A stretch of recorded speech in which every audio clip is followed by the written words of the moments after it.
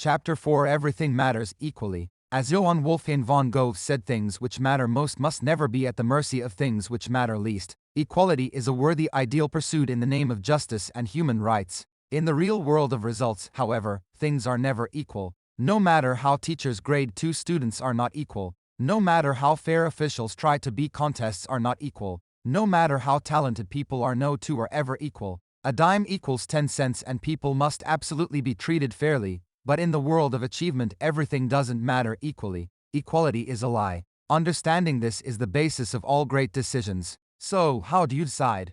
When you have a lot to get done in the day, how do you decide what to do first? As kids, we mostly did things we needed to do when it was time to do them. It's breakfast time. It's time to go to school, time to do homework, time to do chores, bath time, bedtime. Then, as we got older, we were given a measure of discretion. You can go out and play as long as you get your homework done before dinner. Later, as we became adults, everything became discretionary. It all became our choice. And when our lives are defined by our choices, the all-important question becomes, how do we make good ones? Complicating matters. The older we get, it seems there is more and more piled on that we believe simply must get done. Overbooked, overextended, and overcommitted. In the weeds overwhelmingly becomes our collective condition. That's when the battle for the right of way gets fierce and frantic.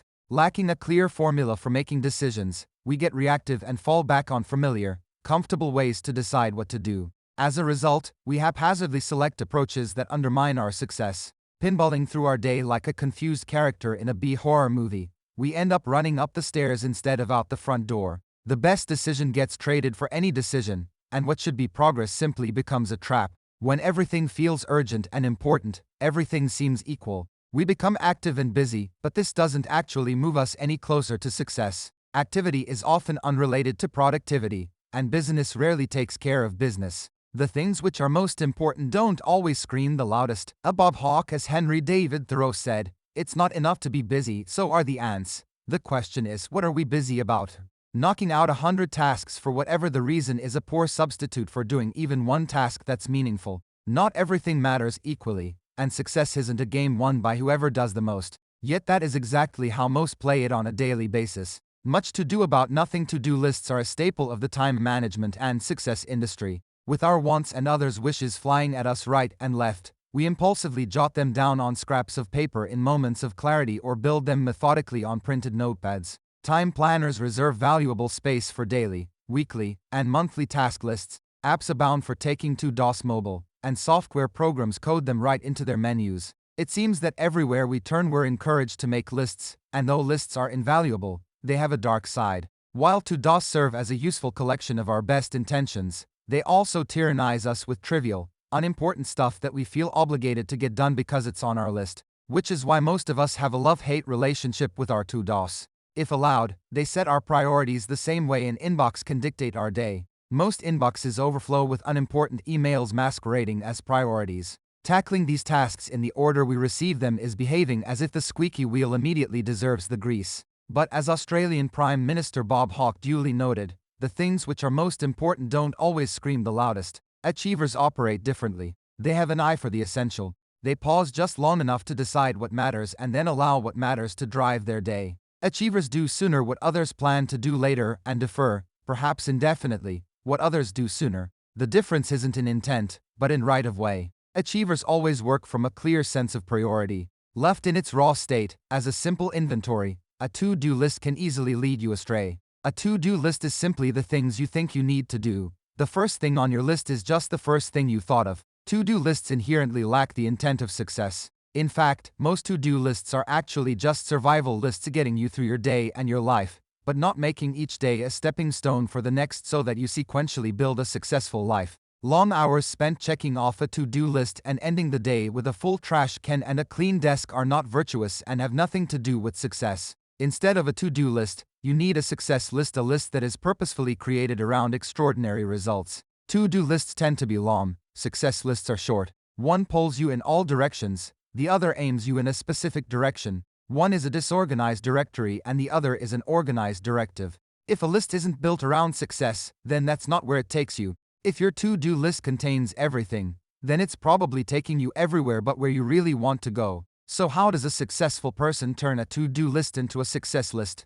With so many things you could do, how do you decide what matters most at any given moment on any given day? Just follow Jiren's lead. Jiren cracks the code. In the late 30s, a group of managers at General Motors made an intriguing discovery that opened the door for an amazing breakthrough. One of their card readers input devices for early computers started producing gibberish. While investigating the faulty machine, they stumbled on a way to encode secret messages. This was a big deal at the time, since Germany's infamous Enigma coding machines first appeared in World War I. Both code making and code breaking were the stuff of high national security and even higher public curiosity. The GM managers quickly became convinced that their accidental cipher was unbreakable. One man, a visiting Western Electric consultant, disagreed. He took up the code-breaking challenge, worked into the night, and cracked the code by 3 o'clock the following morning. His name was Joseph M. Jiren. Jiren later cited this incident as the starting point for cracking an even bigger code and making one of his greatest contributions to science and business.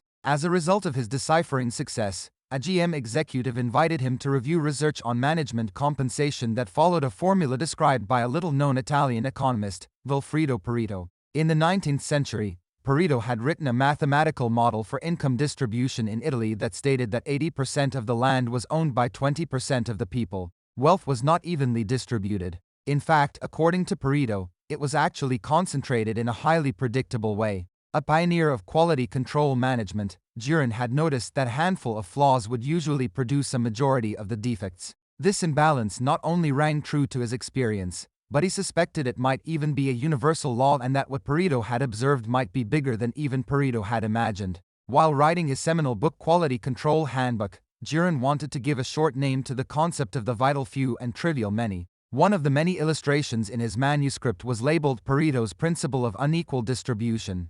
Where another might have called it Jiren's Rule, he called it Pareto's Principle. Pareto's Principle, it turns out, is as real as the law of gravity, and yet most people fail to see the gravity of it. It's not just a theory, it is a provable, predictable certainty of nature and one of the greatest productivity truths ever discovered. Richard Koch, in his book The 80/20 Principle, defined it about as well as anyone. The 80/20 principle asserts that a minority of causes, inputs, or effort usually lead to a majority of the results, outputs, or rewards. In other words, in the world of success, things aren't equal. A small amount of causes creates most of the results. Just the right input creates most of the output. Selected effort creates almost all of the rewards. Pareto points us in a very clear direction. The majority of what you want will come from the minority of what you do. Extraordinary results are disproportionately created by fewer actions than most realize. Don't get hung up on the numbers. Pareto's truth is about inequality, and though often stated as an 80/20 ratio, it can actually take a variety of proportions. Depending on the circumstances, it can easily play out as, say, 90/20, where 90% of your success comes from 20% of your effort, or 70/10 or 65/5. But understand that these are all fundamentally working off the same principle. Jiren's great insight was that not everything matters equally. Some things matter more than others a lot more. A to-do list becomes a success list when you apply Pareto's principle to it. The 80/20 principle has been one of the most important guiding success rules in my career. It describes the phenomenon which, like Jiren, I've observed in my own life over and over again. A few ideas gave me most of my results. Some clients were far more valuable than others. A small number of people created most of my business success, and a handful of investments put the most money in my pocket. Everywhere I turned, the concept of unequal distribution popped up. The more it showed up, the more I paid attention, and the more I paid attention, the more it showed up. Finally, I quit thinking it was a coincidence and began to apply it as the absolute principle of success that it is not only to my life, but also in working with everyone else, as well. And the results were extraordinary. Extreme Pareto proves everything I'm telling you, but there's a catch. He doesn't go far enough. I want you to go further.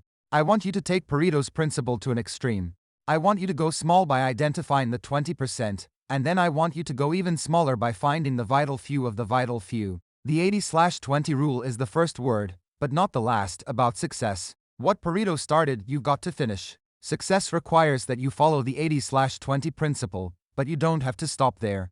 Keep going. You can actually take 20% of the 20% of the 20% and continue until you get to the single most important thing. See Figure 5. No matter the task, mission, or goal, big or small, start with as large a list as you want, but develop the mindset that you will whittle your way from there to the critical few and not stop until you end with the essential one, the imperative one, the one thing. In 2001, I called a meeting of our key executive team. As fast as we were growing, we were still not acknowledged by the very top people in our industry. I challenged our group to brainstorm 100 ways to turn this situation around. It took us all day to come up with the list. The next morning, we narrowed the list down to 10 ideas, and from there we chose just one big idea. The one that we decided on was that I would write a book on how to become an elite performer in our industry. It worked. 8 years later, that one book had not only become a national bestseller, but also had morphed into a series of books with total sales of over 1 million copies. In an industry of about 1 million people, one thing changed our image forever. Now, again, stop and do the math. One idea out of 100. That is Pareto to the extreme. That's thinking big, but going very small. That's applying the one thing to a business challenge in a truly powerful way. But this doesn't just apply to business. On my 40th birthday, I started taking guitar lessons and quickly discovered I could give only 20 minutes a day to practice. This wasn't much, so I knew I had to narrow down what I learned. I asked my friend Eric Johnson, one of the greatest guitarists ever, for advice. Eric said that if I could do only one thing, then I should practice my scales. So, I took his advice and chose the minor blues scale. What I discovered was that if I learned that scale, then I could play many of the solos of great classic rock guitarists from Eric Clapton to Billy Gibbons and, maybe someday, even Eric Johnson. That scale became my one thing for the guitar, and it unlocked the world of rock and roll for me. The inequality of effort for results is everywhere in your life if you will simply look for it. And if you apply this principle, it will unlock the success you seek in anything that matters to you. There will always be just a few things that matter more than the rest, and out of those, one will matter most. Internalizing this concept is like being handed a magic compass. Whenever you feel lost or lacking direction, you can pull it out to remind yourself to discover what matters most. Big ideas. 1. Go small. Don't focus on being busy, focus on being productive.